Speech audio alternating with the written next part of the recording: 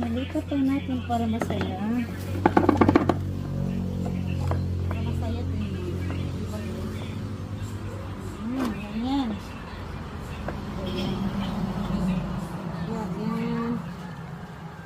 Gandahin lang natin kasi ano kasi ito yung talaga. Ang ganda na guys. Tingnan nyo guys ang ganda. Yan yung snake plant. Yan siya. Ito po ay napaka-unique na snake plant. Hindi po ito hindi po yan very common. Kasi ano siya parang tiger. Yung kulay niya. Ayan. Yung skin ng tiger. Brown color. Yan guys. Brown na parang may copper green.